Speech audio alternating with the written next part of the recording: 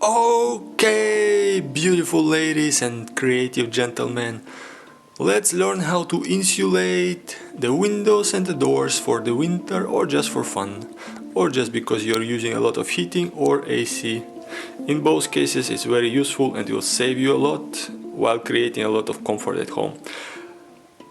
This video is about how to do it on the budget, on the very small budget, within 10 or 20 for the whole apartment or flat. Maybe 30 if it's a very large one. So the basic tools will be surprisingly a hammer, but you won't need a hammer, just the tip of the handle for pushing the paper clips into the wood. So those are paper clips. This is flexible plastic that I got from hardware supply. No, it's from the art supply store and from the stationery store. It's just a sheet of plastic. I have no idea what the people do it, what kind of art they create with it, but it's sold in the stationery supply. And from the hardware supply store I got this flexible plastic for the gaps in the doors and in the windows, and the other flexible rubber for the inside of the door or window. So the basic ingredients are plastic foil, rubber strips, more flexible rubber strips, paper pins, and some type of thin or medium thin sheet of flexible material, which is kind of a rubber. It just costs 85 cents. This cost €1 and this cost 85 cents. The tools are more expensive than the materials, and that's one like €1. And now let's see how the tricks are done. Let's learn something fun.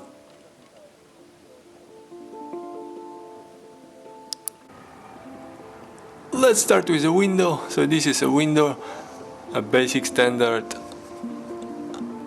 aluminum frame window with a double glass, which is already nice, but it's still not efficient enough, so you still need some heating, and you can still push the efficiency forward and insulate it for on the cheap budget, on the small budget, even further. So there is this flexible rubber that prevents the airflow, but it kind of wears out and it doesn't prevent all of the transfer of the heat or cold. Cold is more concerning because it's uncomfortable. So what we do is to put the rubber, flexible rubber, on all the edges that touch the surface of the frame, inside, outside, into the gaps. So what you want to do is to remove the flow of air and the transfer of heat. Okay, so you can put the rubber strips into the gaps, or you can also apply silicone. You put it into the gaps and you can smooth it out so it's filled out. All the gaps are filled out. Let's do another one. Okay, this is a very problematic kitchen door, which is kind of shaky, and the solution in this kitchen door was to insulate the gaps so you can remove as much airflow as possible. You put it into the gaps, and then also in all the gaps of the door, the rubber, the original rubber wears out, but you can put these small plastic and rubber strips into the door.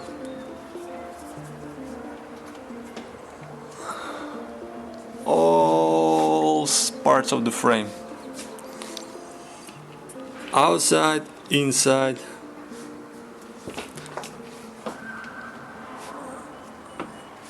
And when you can, so you see it's applied outside, and the door itself touches the outer one, so the airflow is very minimal.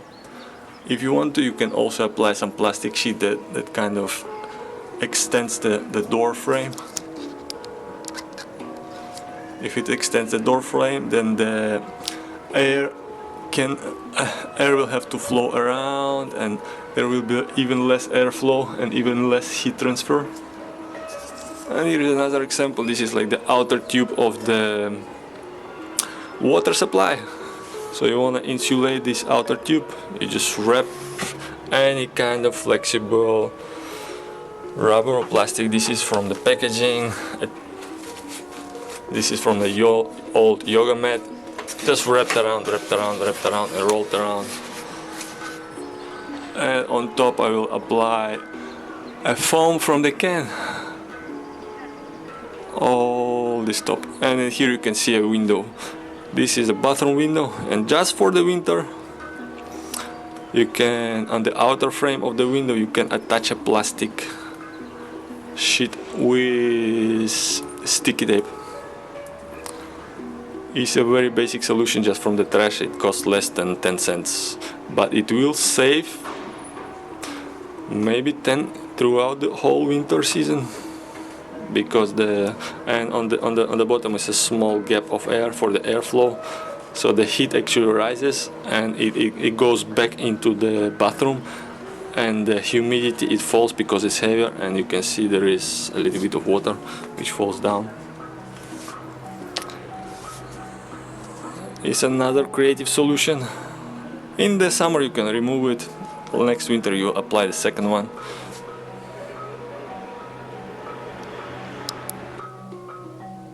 This is the external door. The external doors are more tricky because there is also a security concern.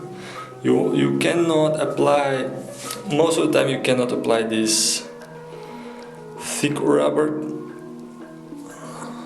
You can apply this flexible rubber much better. So in this case I used the flexible thin sheet of the rubber from the art supply store or from the stationery store, and it's kind of a kindergarten, or so I used paper pins to clip it on the gap. Just folded it over two times and created a flexible layer of rubber, and pinned it with paper pins on the wooden frame of the door. And now get ready to see some innovation at the outer frame. So the real innovation is in the outer frame, and then in the gap between the door and the frame, you fold, or you put one layer and a second layer of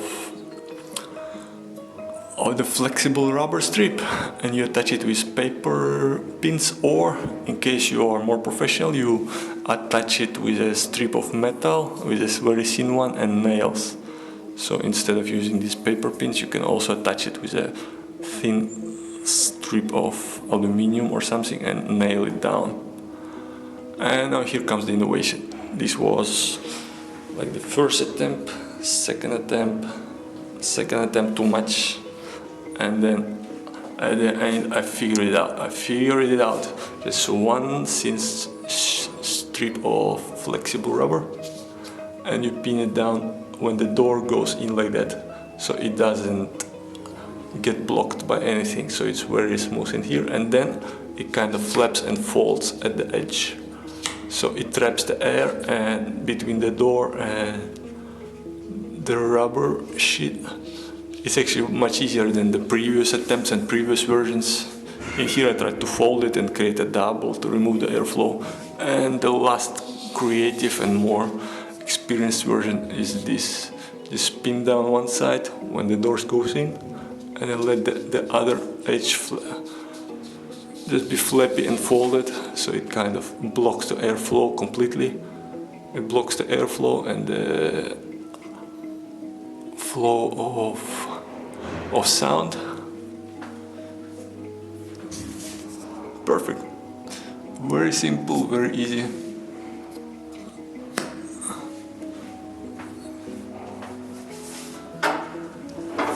Let's see how the door closes.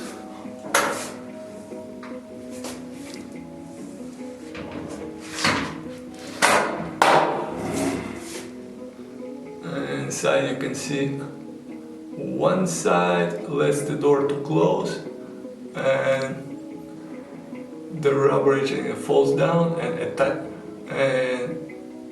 blocks the airflow. This is a perfect solution that I found out through experience. Much more simple than one would think. Now let's see that again. Just the outer side is pinned down flat so it doesn't block the door from closing, and the inner side is kind of flappy, flexible, falls down and attaches to the door and blocks the airflow. So and the door can go in like that and out.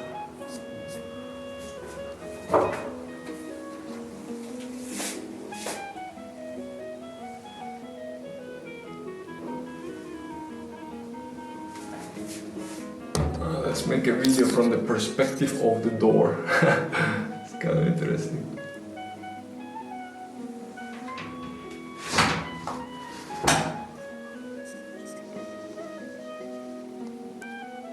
Just like that, very simple and very affordable solution, much more affordable than one would think. You can also make a business out of it to insulate door frames. And one additional innovation, see this flexible rubber strip that the hardware stores sell for insulation. It's not as good as this from the hardware supply store. The hardware supply store, no, from the art supply store, the rubber sheet and the paper pins, it was a much better solution. But this flexible rubber is still useful. It's for this edge when the door kind of pushing against the frame. For this side, it's actually very, very useful and very simple. So you see, the door kind of pushes against you apply the rubber strip in here, the flexible one, and then the door pushes against it and squeezes it completely. So it creates a perfect hardened insulation. It's hard to beat. So this side of the door frame, you apply this flexible rubber strip inside of the frame because the door will kind of squeeze it and push it into it. So there will be no trouble at closing the door. Just like that. Goes in, squeezes it in and creates a solid insulation by force. And on the top you cannot do it because the door won't close. You would have trouble to close the door. It's a security concern when the door doesn't close. So it's more in the need of something flexible and something that doesn't block the door but blocks the air. So two solutions in one door. I hope you learned something from it, and actually you can start a business and charge people something like 100 or 200 to insulate, depending on the time. You can charge 10 or 20 per hour or 30 if you wanted to, so you can get like 30 or 60 for one door, or 40.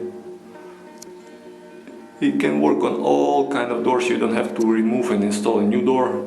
You can work with an existing wooden door frame or metal one in case you can attach it with glue or some kind of other materials or metal strips. But you kind of get the idea. One can start a business on the budget, on the cheap. Just learn this, practice it and offer it on the online. No need for education or just to research, be passionate, communicate well with people. And you can insulate doors and windows in hot and cold climates. In the hot climates you insulate it for the people who run AC all the time, and in the cold climates you insulate it for the winter so that people save on the heating. In both cases it's good for the environment, good for nature, good for yourself because you're part of nature, and good for the people who live in the flats or the future people who will live in these flats. It's a good idea to insulate doors and windows to save energy and create a more comfortable environment for the people, so the people are more chill and more healthy. The glass windows and the glass doors are the major sources of the heat loss in the winter, so there is another opportunity to insulate the windows, in this case on a very affordable, just for the winter. I insulated the window with a plastic foil on the outside, so there's now 2 layers: plastic foil, air and glass,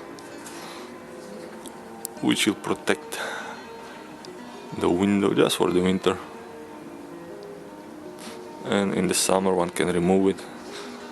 This window is not used for visibility, it's a kitchen window, so it doesn't matter if there is a plastic foil or not.